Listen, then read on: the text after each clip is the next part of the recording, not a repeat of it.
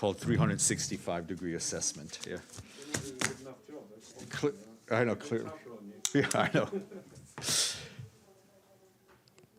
All right. Good afternoon. As soon as I'm done with you and you're done with me, we'll be joined by the President of the Economic and Social Council, Ambassador Munir Akram, the permanent representative of Pakistan. He will brief you on the high-level political forum on sustainable development, which started this morning and runs through 15 July. Then immediately following that, we'll have Undersecretary General Yu Jimin, the head of the Economic and Social Affairs Department, along with Francesca Perucci and Young Yi Min of the Statistical Division of the Department of Economic and Social Affairs. They will join us virtually to discuss the key findings of the 2021 Sustainable Development Goals report. Turning to Ethiopia, our humanitarian colleagues are telling us that humanitarian access within Tigray has improved, with large areas now accessible. However, the resupply of humanitarian aid is critically needed, as is of fuel, of which humanitarian operations obviously depend. In Mekele, 23 displacement sites did not have access to water due to lack of fuel to operate water pumps. Lack of fuel is also impacting the transportation of humanitarian and commercial supplies inside the region. Several partners have also not been able to provide cash assistance. Commercial flights to and from Mekele that were halted on June 23rd have yet to resume, which obviously is impacting the deployment of humanitarian workers. While road access was largely possible from Mekele to Addis Ababa via the Afar region for the purpose of staff rotation, supplies have still been blocked from proceeding. It is critical to get additional staff and humanitarian and commercial supplies into Tigray, restore electricity and telecommunications, and ensure that cash and fuel are available throughout the region for the continuity of humanitarian supplies. And as you may have seen over the weekend, the Secretary General made some comments where he said it was essential to have a real ceasefire, paving the way for a dialogue able to bring a political solution to Tigray. He added that the presence of foreign troops is an aggravating factor. At the same time, he said full and unrestricted humanitarian access must be guaranteed throughout the whole territory. And as you know, and I think you just heard from a number of permanent representatives, the Security Council has held close consultations on the humanitarian situation in Syria this morning. Ramesh Rajasingham, the acting Undersecretary General for Humanitarian Affairs and Emergency Relief Coordinator, briefed Council members. As you'll recall, we've been stressing the importance of renewing the cross-border mechanism for the delivery of humanitarian aid that was authorized under Security Council Resolution 2533. Cross-border aid deliveries, as well as cross-line deliveries, are vital to the survival of the Syrian people, whom we are assisting. And from Myanmar, our colleagues there tell us that they are concerned about the negative impact of the current security situation on the education system there. Already, some 12 million children and youth have had limited to no access to organized learning for more than a year due to the pandemic. Since May, there's been a marked increase in security incidents near schools across Myanmar. Security forces have also been stationed in a number of educational facilities. The UN country team says that the increasing number of positive COVID-19 cases and the new variants, it expects that learning crisis will worsen further for young people in Myanmar. And I was asked by one of your colleagues about the Secretary General's reaction to a number of abductions that took place in Nigeria, and I can tell you that the Secretary General strongly condemns the abduction of students from the Bethel Baptist School, as well as hospital employees, in two separate incidents in Kaduna State on July 5th, yesterday. The Secretary General is disturbed by the frequency of, quote, kidnapping for ransom, of predominantly children from schools by extremist groups and criminal networks. He underscores that the need to bring perpetrators of these grave humanitarian rights violations to account and enhance the safety and security of schools and educational facilities. Turning to Mozambique, the World Food Programme is warning today that without urgent funding, the displacement crisis with the country's north could become a hunger emergency. Displacement has left some 730,000 people in Cabo Delgado with no access to land and no means of earning a living. Close to 230,000 people are highly food insecure, according to the latest food security data, which was collected before the attacks in Palma. This number is projected to increase during the lean season, which begins in October. Many of those who have fled the violence in Palma are being hosted by locals. The added pressure on already scarce resources impacting host communities struggling themselves with rising food prices and loss of income due to the pandemic. According to our data, in some districts, the host communities are as food insecure as those who are displaced. As you can imagine, in these situations, and always, children are the most impacted. WFP is urgently appealing to $121 million until the end of the year to support 750,000 people in the northern districts of Cabo Delgado.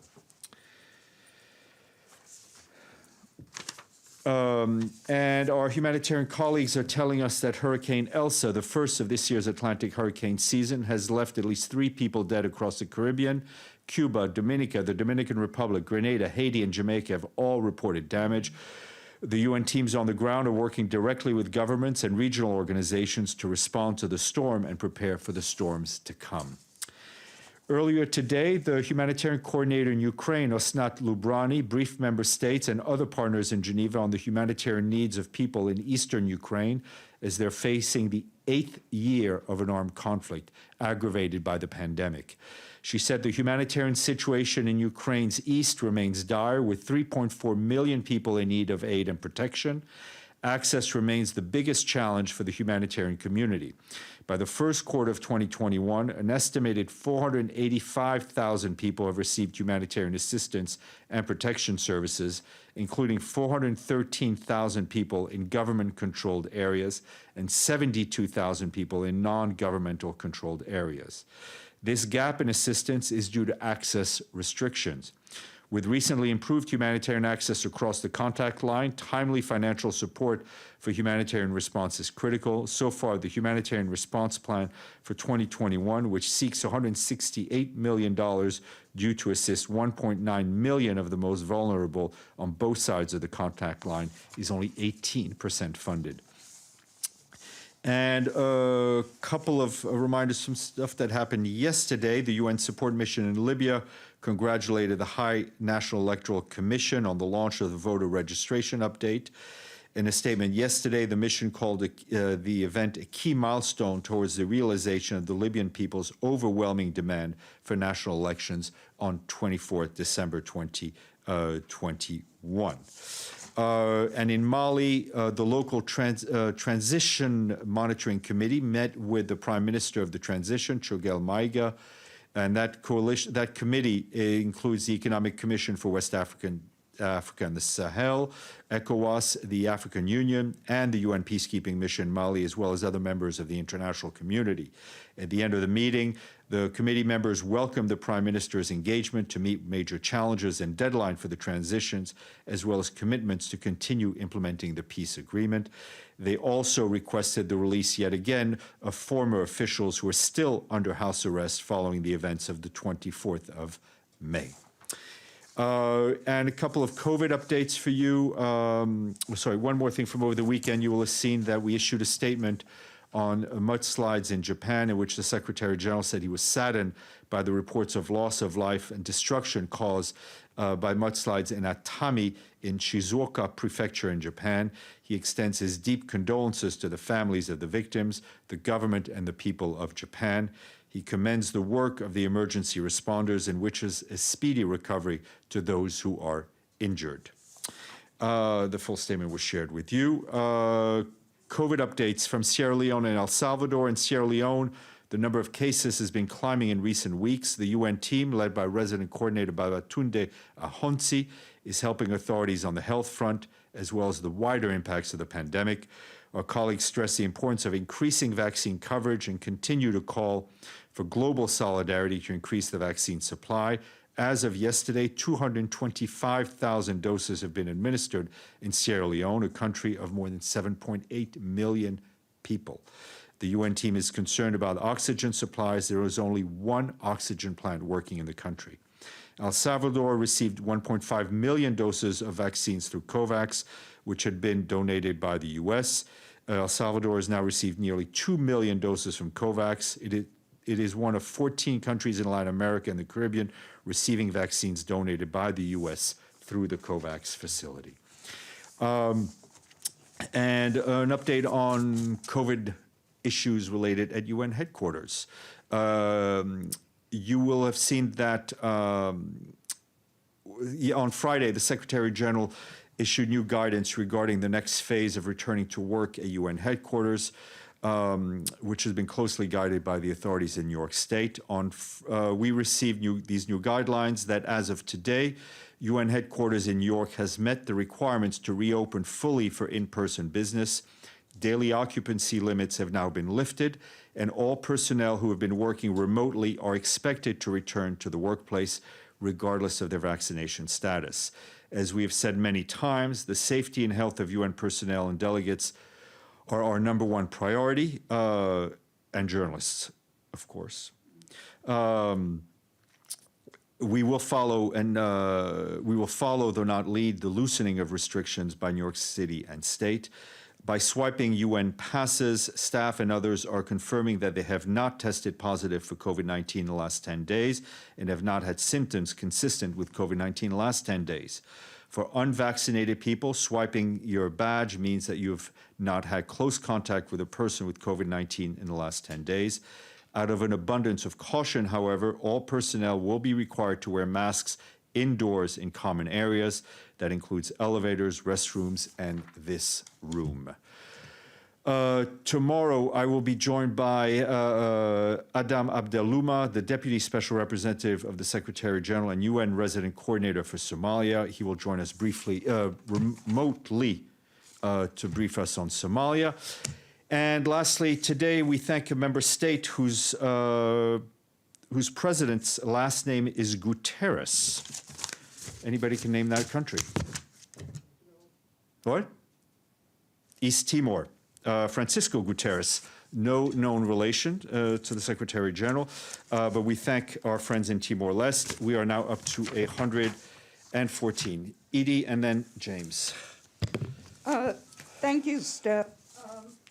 Just to clarify one thing, does this mean that remote working from UN staff is going to be ending and that everybody is expected back in the building full time? And then I'll ask my question. I think managers have a bit of discretion in adapting the work of the offices. As you may recall, earlier in the summer, we had extended work from home arrangements through the beginning of September, but I think since the vaccine rollout has gone so well, the city and the state have changed. So we have brought up the call to people come back from home. Obviously, some people have made arrangements that need time to unwind, so there is flexibility in each unit to have some people continue to work from home. Okay, my question is about Belarus.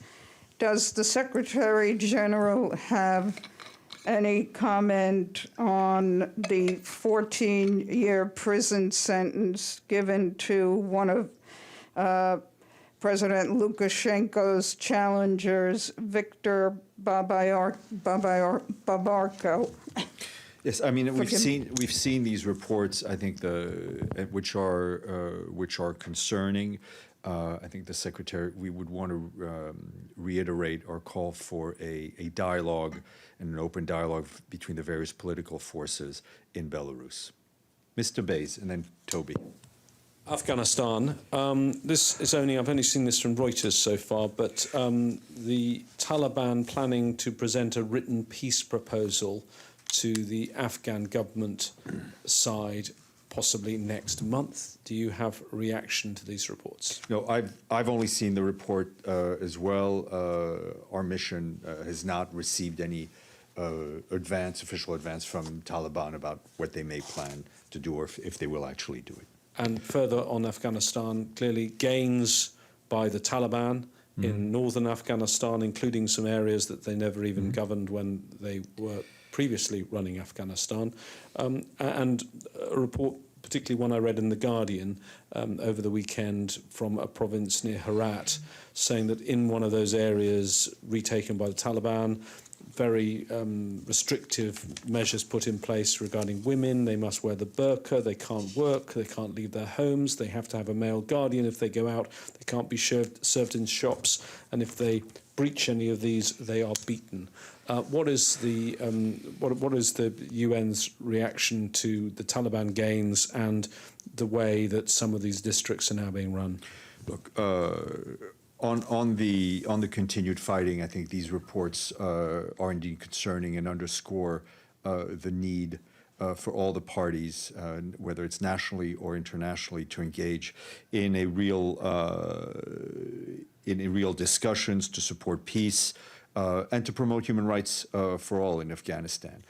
I mean, I've read the press reports as you have. I don't have any first-hand confirmation, but I think anything that would drive back the human rights gains, the gains of women, the gains of minorities in Afghanistan, and drive them back with violence is frankly horrifying. And just to add, could we please speak to Yes, either one of your special envoys? I've raised that issue yet again this morning. Toby, sorry. Hi, thanks, Steph. Two quick questions. One, just to follow up on the new COVID protocols for headquarters. When do those go into effect? As of today. I would add that the building is still closed to outside visitors, so no NGOs, no visitor services.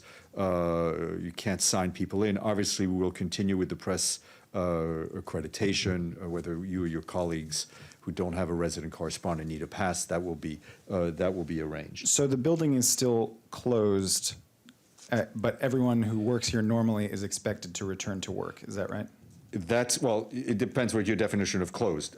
Closed to outsiders, right? I mean, the member states' business is going on, the secretariat business is going on. Okay.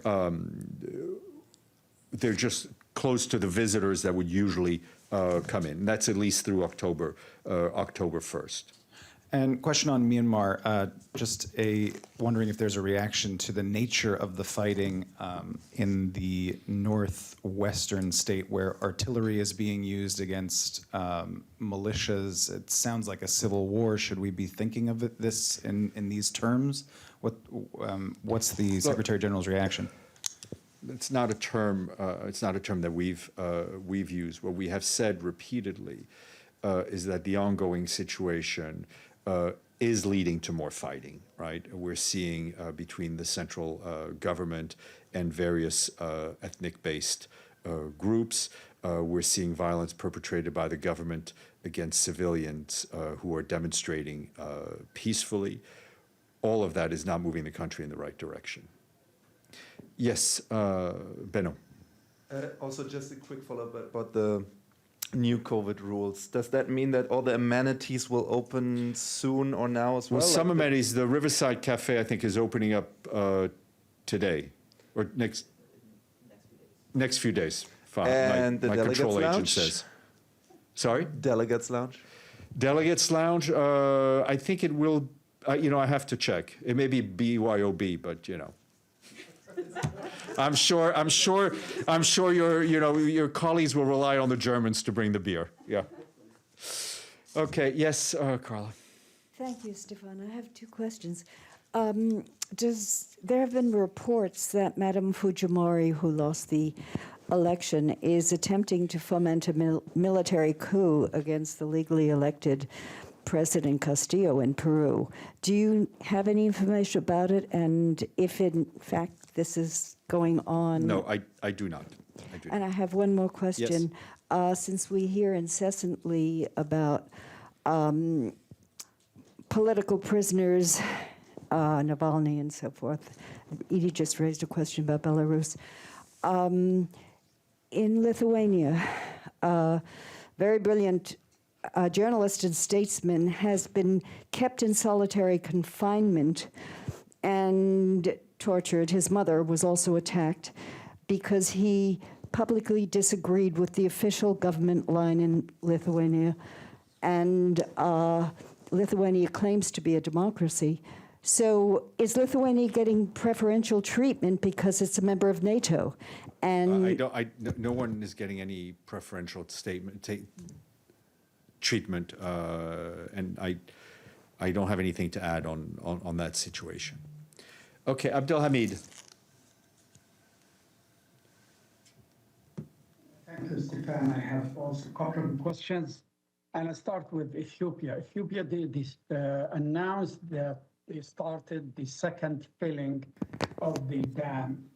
Both Egypt and Sudan rejected that and claimed that that is a challenge to both countries.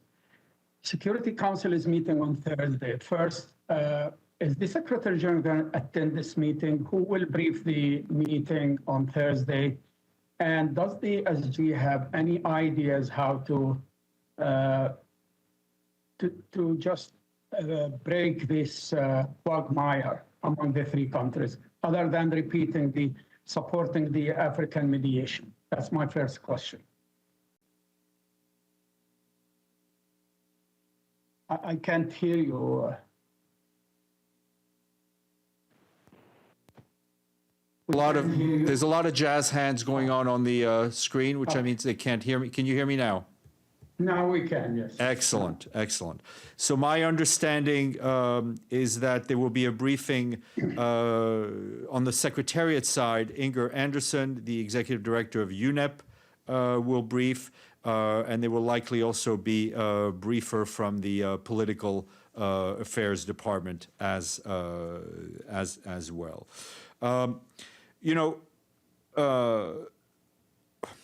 At the risk of repeating myself, but I think it bears repeating that we recognize and strongly support the role currently played by the African Union chairperson in facilitating the negotiations between the three countries. We again call on them to work with those three countries.